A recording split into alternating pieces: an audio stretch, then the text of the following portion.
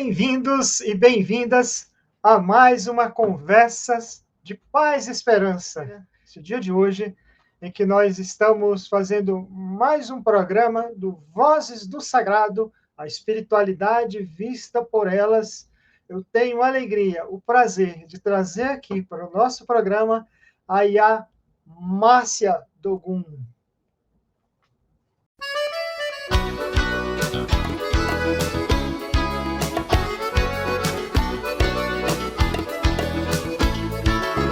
É bonita demais, é bonita demais, a mão de quem conduz a bandeira da paz. É bonita demais, é bonita demais, a mão de quem conduz a bandeira da paz.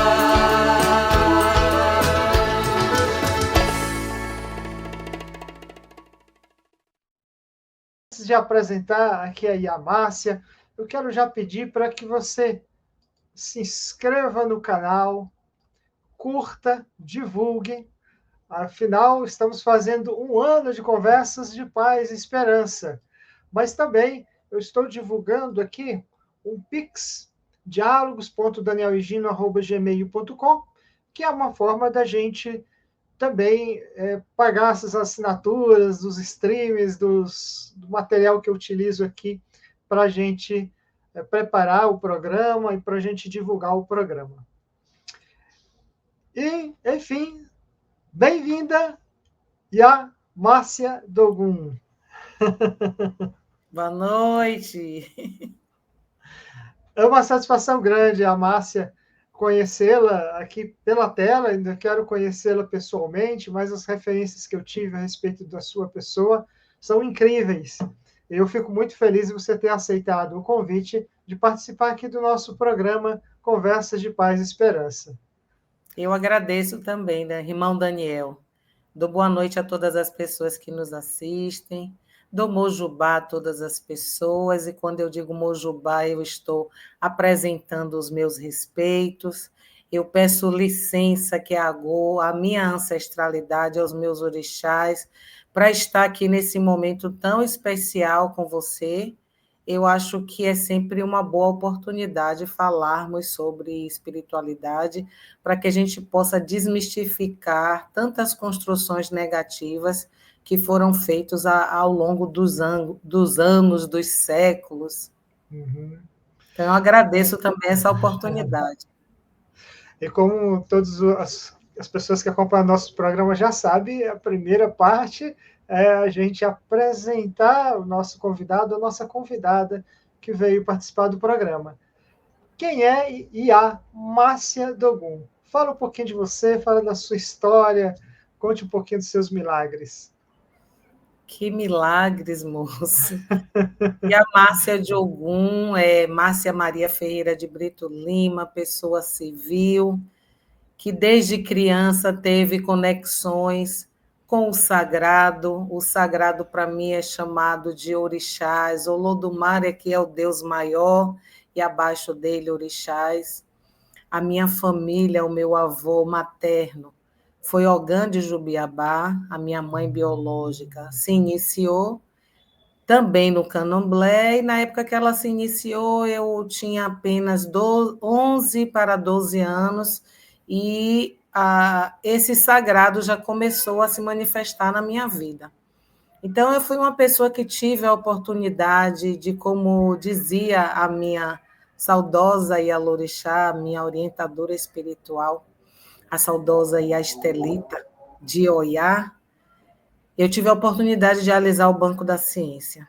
A minha mãe, meu pai sempre tiveram preocupação de nos colocar para estudar, então eu tive a oportunidade de estudar, mas antes de eu terminar o 3º grau, o meu curso de graduação, eu tive a necessidade de ser iniciada no candomblé. Então, fui iniciada ao candomblé entre 19 e 20 anos de idade, me tornei omó-orixá para Ogum, Iaô, porque a pessoa, quando se inicia no candomblé, no meu caso, não foi como Ekede, foi como uma pessoa que incorpora o orixá, então me tornei Iaô, continuei os meus estudos, com o passar do tempo eu casei. Então, e a Márcia de Ogum hoje?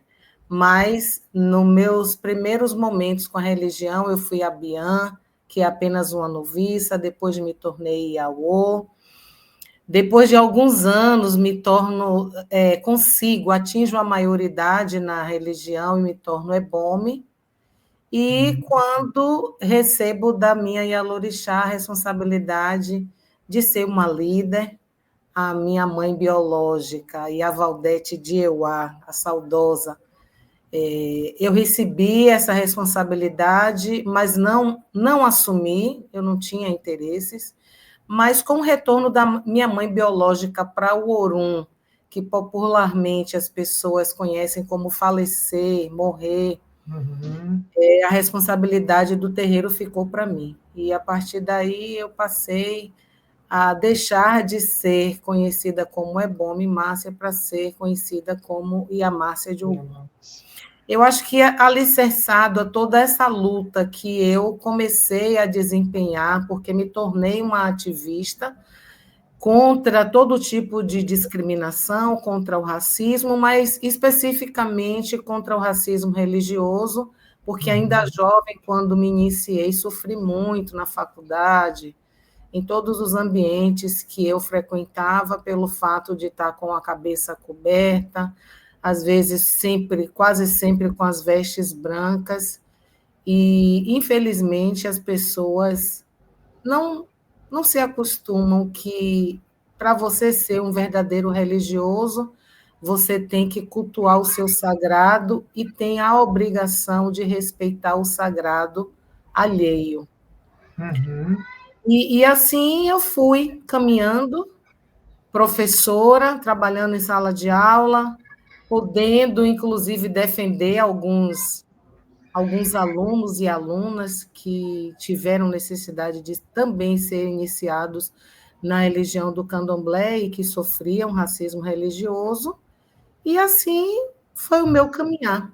Trabalhar em escolas, por ser professora, trabalhei com o primeiro, segundo, terceiro graus, trabalhei em cursos de inglês, me casei, tive um filho, eu tenho um filho biológico que também é meu pai na religião, porque ele se confirmou para Ogã, fiquei viúva aos 39 anos, hoje já 60, tenho 39 anos de iniciada, próxima a 40, e é isso, continuo nas lutas, todas as lutas que eu sei que é em prol do nosso povo, e quando eu digo nosso povo, eu falo do povo preto, eu falo das pessoas que cultuam as religiões de matrizes africana, eu falo do povo LGBTQIAPN+, eu não sou homossexual, mas eu acho que todas as lutas das maiorias que as pessoas querem tornar minoria, é importante que a gente defenda e que lutem por essas pessoas, porque todas são seres humanos como nós. Essa é a Iamácia do Ogum.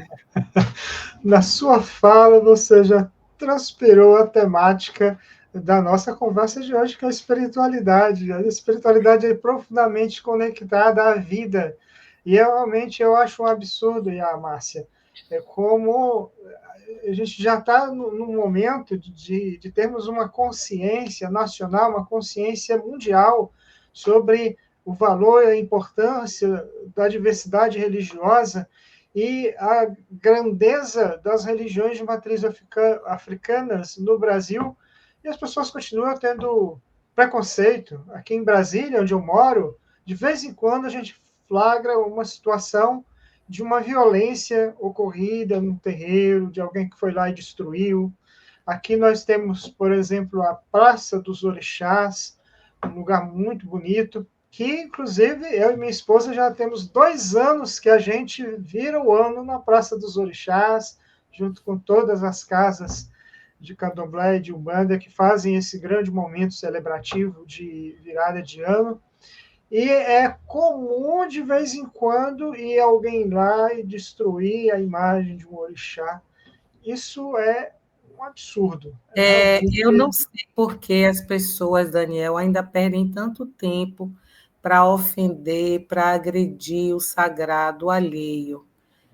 Hoje, eu faço parte de alguns coletivos que lutam contra o racismo religioso.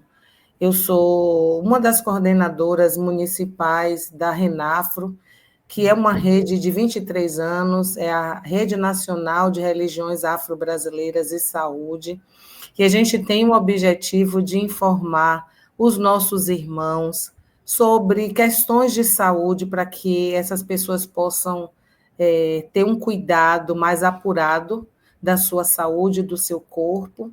Eu estou também uma das coordenadoras do CONIRB, que é o Conselho Interreligioso da Bahia, que, junto com a Renafro, também luta contra o racismo religioso, no objetivo de mostrar às pessoas que é possível a convivência com a diversidade, seja ela qual for. E quando se trata da diversidade religiosa, não é diferente, né?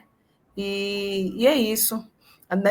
Estou também como conselheira consultiva da REDA, que é a Rede Ecumênica da Água, e assim, da RENADI, que é a Rede Nacional da Diversidade Religiosa. A gente está sempre lutando, buscando construir paz através do diálogo religioso, através de levar a informação às pessoas e contagiá-las, para que elas possam ser mais uma, porque um mais um é sempre mais que dois.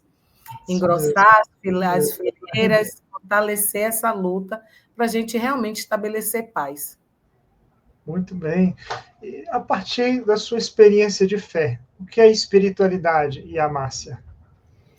Bem, mesmo a gente sabendo o conceito de espiritualidade, a partir do meu conceito de fé, eu acho que, acho não, eu tenho certeza, fé é a gente estar conectado com alguma coisa, com alguém, com uma fé, para a gente se fortalecer e descobrir o verdadeiro objetivo da nossa vida, não é?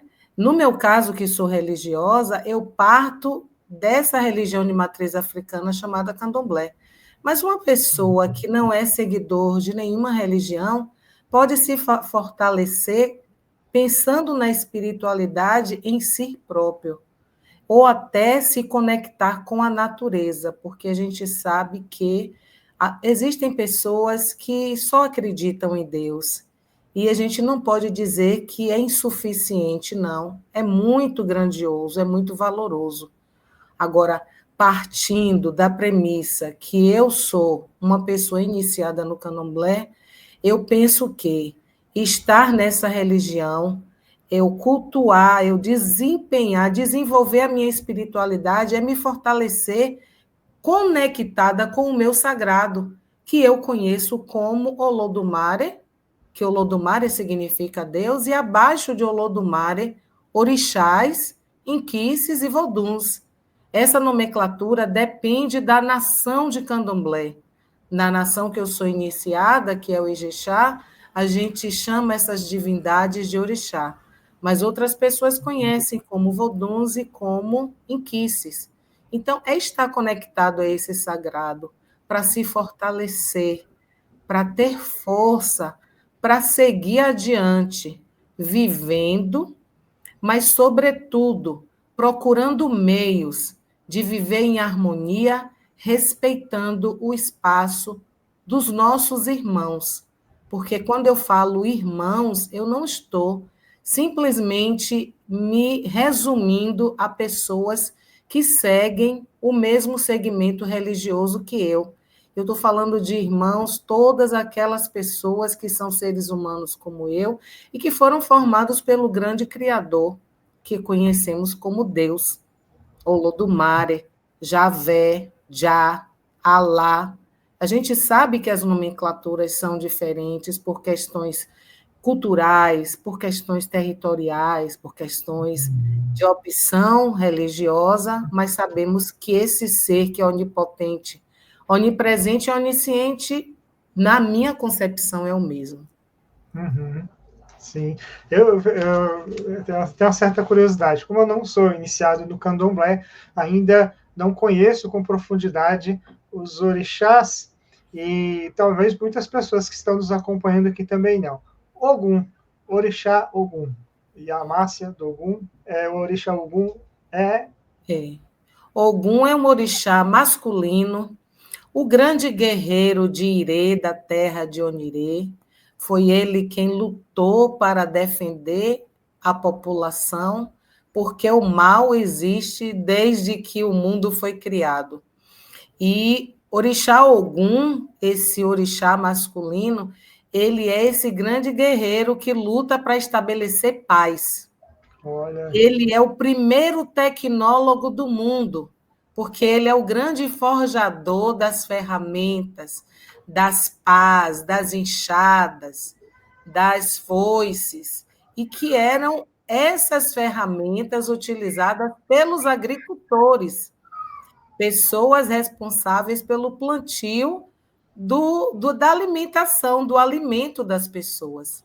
Então, se hoje nós temos uma tecnologia ao nosso dispor, que nós estamos utilizando aqui muito bem para nos conectar com pessoas em todo o Brasil e também fora do país, porque eu divulguei esse link também com os meus filhos religiosos que moram na Itália, na Alemanha e nos Estados Unidos, é porque o orixá Ogum nos precedeu e lá há muitos e muitos anos atrás, há séculos, ele foi esse primeiro tecnólogo que começou a forjar essas ferramentas e que a gente sabe que a tecnologia foi chegando e foi aperfeiçoando e aperfeiçoando.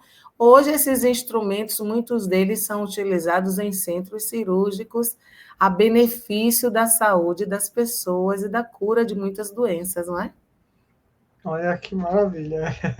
Era muito importante a gente saber quem era o Ogum, quem é o Ogum para todos nós, né? É o E é meu pai, interessante. o dono da minha cabeça, é o dono da minha vida. E faz conexão com o grande eixo do nosso programa aqui, que é a paz, né? Paz, a esperança. Axé, axé. E a Márcia Dogum, a partir da sua espiritualidade, que consequências essa sua caminhada, essa sua fé, essa sua experiência religiosa, ela tem de implicações para o mundo, para a sociedade, para a política, para a vida em geral? Olha, irmão Daniel, eu vou lhe dizer que o que a gente tem de retorno é muito positivo, mas quando você fala em implicações, eu penso sempre no lado negativo. E aí eu vou começar com o lado negativo para depois me estender para o lado positivo. As implicações negativas é que, por conta de ser a religião que mais sofre agressões, desrespeito, nós estamos sempre sendo agredidos, muitos irmãos tendo os seus centros, os seus terreiros, os seus ilês depredados. Hoje, aqui em Salvador, nós já temos uma DECRIM, que é uma delegacia específica, especializada para crimes religiosos, e que não é para atender apenas os religiosos de matriz africana, é para qualquer religioso, de qualquer segmento, que sofra desrespeito ou agressão. E é essa a parte negativa. Por que é que se sofre tanto racismo religioso? As pessoas iniciadas no candomblé ou na umbanda, ou na quimbanda, é porque a nossa religião ela tem uma matriz africana, ela vem de África, ela vem de uma origem preta. E as pessoas, elas simplesmente acreditam que tudo que vem do preto é negativo. É claro que nós temos a consciência e a certeza de que eles estão equivocados, porque é esse povo preto, meus ancestrais que foram retirados da sua terra-mãe na condição de escravizados, porque eles não eram escravos. eram rainhas, eram reis, príncipes e princesas que chegam aqui no nosso país para, a partir dessa chegada, construir tudo o que nós temos hoje. Nós vamos perceber que o candomblé, que essa religião, ela não é só religião, ela é um modo de vida. Por que ela é um modo de vida? Porque ela é a afirmação, a comprovação cotidiana da cultura africana viva no Brasil, que foi trazida por esses ancestrais.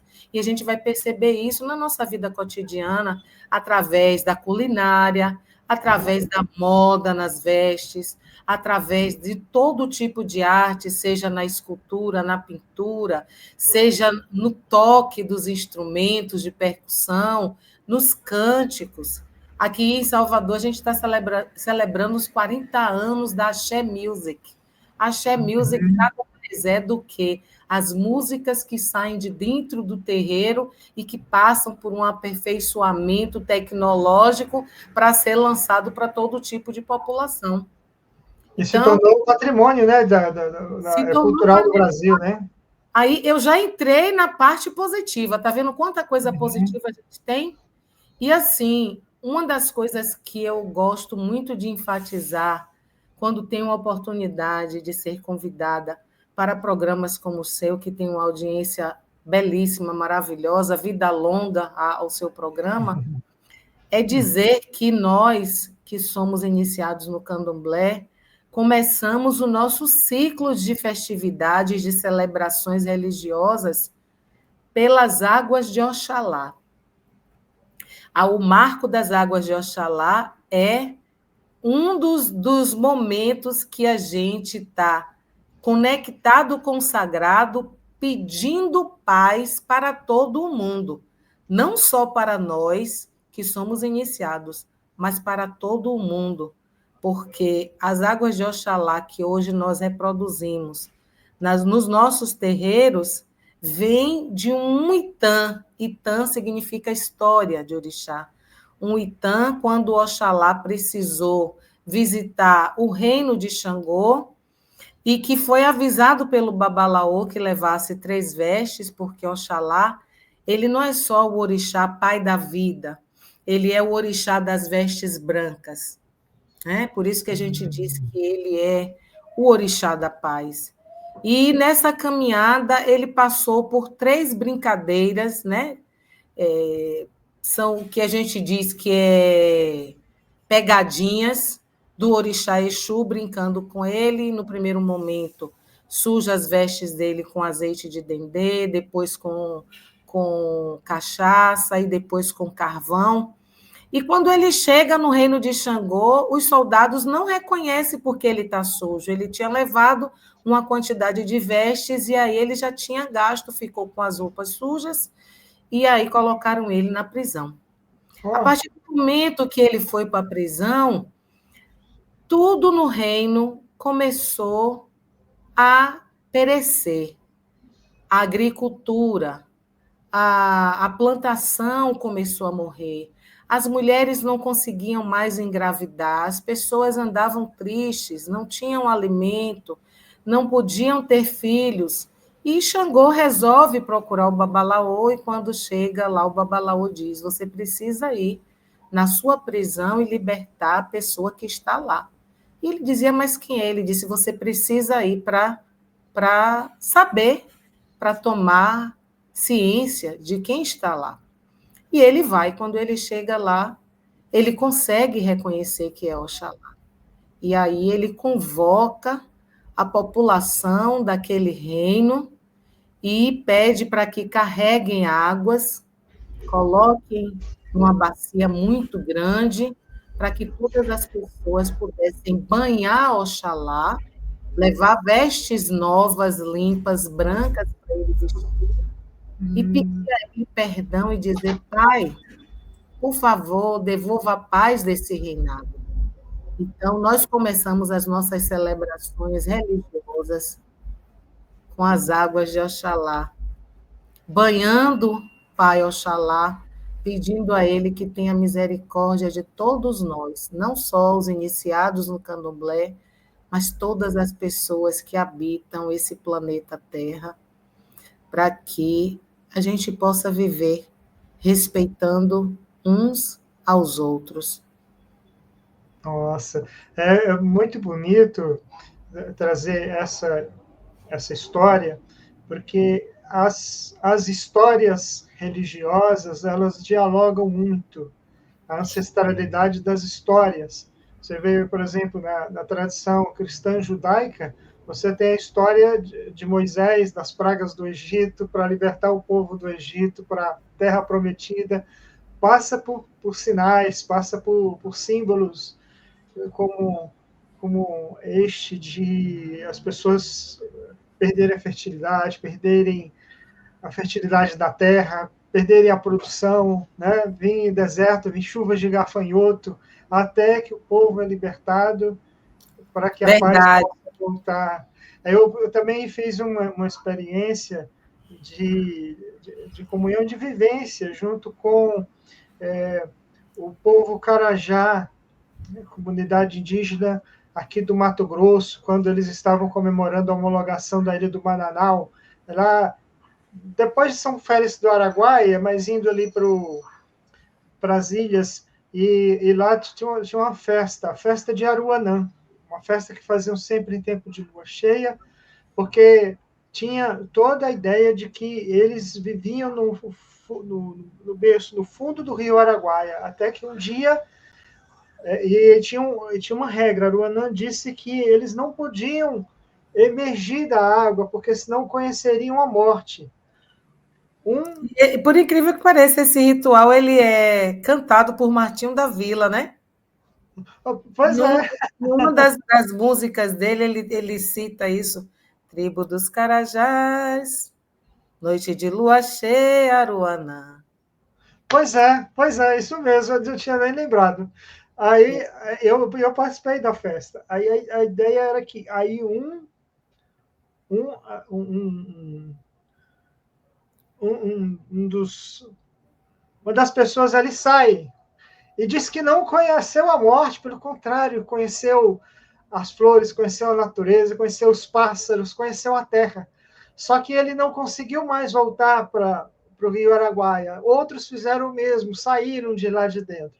Então, eles desrespeitaram essa regra coletiva, essa regra comum. Então, eles tinham que sempre fazer essa prece. E aí, realmente, aí depois eles conheceram a dominação de outros povos, a dominação da cultura ocidental, que veio destruir e matar as comunidades indígenas. Então, eles interpretaram essa morte como também esses sinais de ruínas que foram posterior. E aí eles sempre fazem essa festa como uma grande festa penitencial, mas ao mesmo tempo, na nossa linguajar cristão, a gente fala uma grande festa de Páscoa também, né, que é morte, que é ressurreição.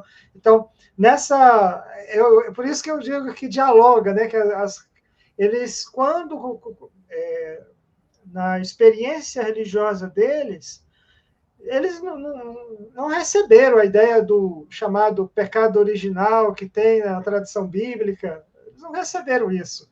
Estava na experiência religiosa do povo Carajá. Né? Aí quando se traz essa. Nossa, que história linda! Eu vou aprofundar, aproveito já, Márcia. Teremos a oportunidade em uma outra vez, em um outro programa, da gente falar mais algumas coisas. É claro que essa religião ela é muito cheia de tabus, né? Não é tudo que a gente pode contar, mas o que a gente pode contar encanta. Encanta mesmo. Deixa aqui sua mensagem de esperança desse um ano de programa Conversa de Paz e Esperança. Desculpa, vou usar a minha expressão cristã e você traduz na experiência do candomblé. Deixa uma bênção para nós. Você diz bênção ou tem uma outra expressão que significa o mesmo dentro da nossa perspectiva? A gente faz parte de uma religião que a gente abençoa, a gente reza cantando. Cantando. Né? Cantando e dançando. É claro que aqui eu não vou dançar, mas eu quero, antes de fazer todos esses desejos e dar essa bênção para você e para o seu programa, eu quero dizer a todas as pessoas que nos assistem, independente de ter uma religião que siga, de ter uma crença, porque a gente precisa respeitar as pessoas, sejam elas religiosas ou não. As pessoas que se dizem ateias, que não acreditam em nada, eu penso que elas respeitam a natureza, e isso é acreditar em Deus. As pessoas que se dizem agnósticas, que só acreditam em Deus, se elas respeitam o sagrado alheio, é uma maneira delas também crer nesse sagrado alheio. Então, que vocês que estão nos assistindo possam sempre lembrar que esse Deus maior, que foi quem formou, quem criou o mundo, não nos criou para que a gente vivesse em guerra. Guerra é uma coisa muito negativa, muito ruim. A gente precisa viver em paz, e para a gente viver em paz, a gente precisa alicerçar essa paz no respeito. Nós precisamos respeitar todo tipo de diversidade, seja ela de etnia, seja ela de orientação sexual, seja de gênero, religiosa, o que for. Vamos nos respeitar, porque quando a gente planta essa semente do respeito, a gente tem condições de colher paz, mas também amor. Que a gente possa viver por uma cultura de paz e de respeito. Eu quero te agradecer esse convite maravilhoso de estar aqui, podendo conversar, essa conversa tão leve, tão maravilhosa.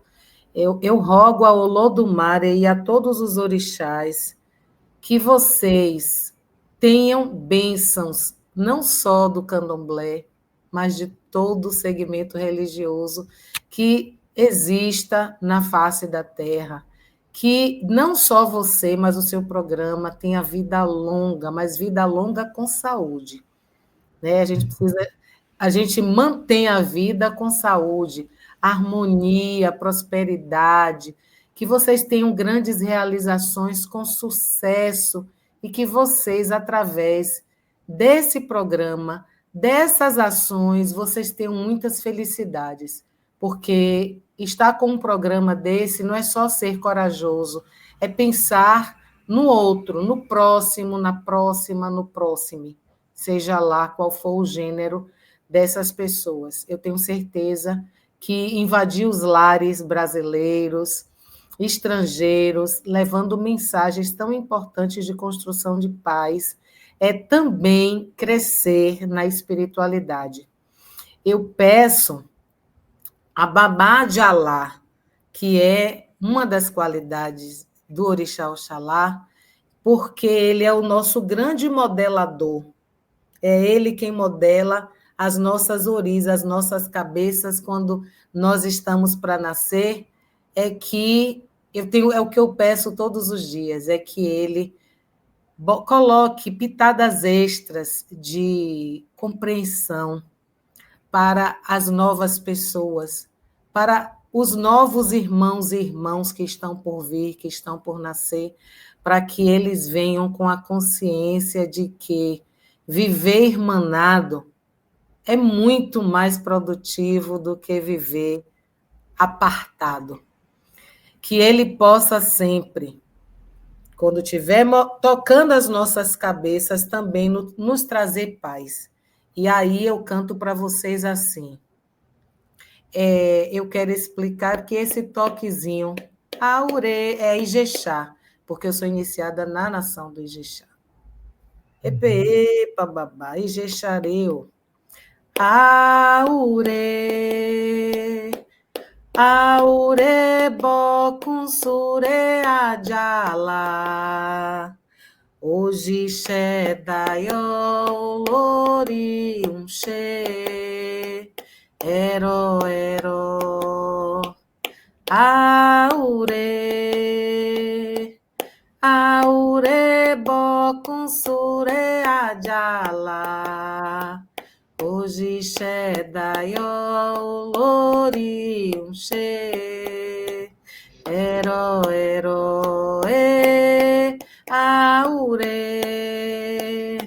Aure, Bokunsure, Ajala. Hoje Shedaió, Lori, Unche, Ero, Aulori, Unche, Ero, Aulori, Unche, Ero, por uma cultura de paz e de respeito. Aure significa bênção. Aure, axé. Axé.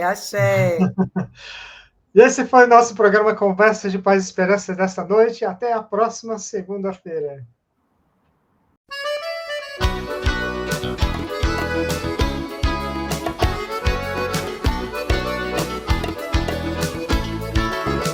É bonita demais, é bonita demais, a mão de quem conduz a bandeira da paz.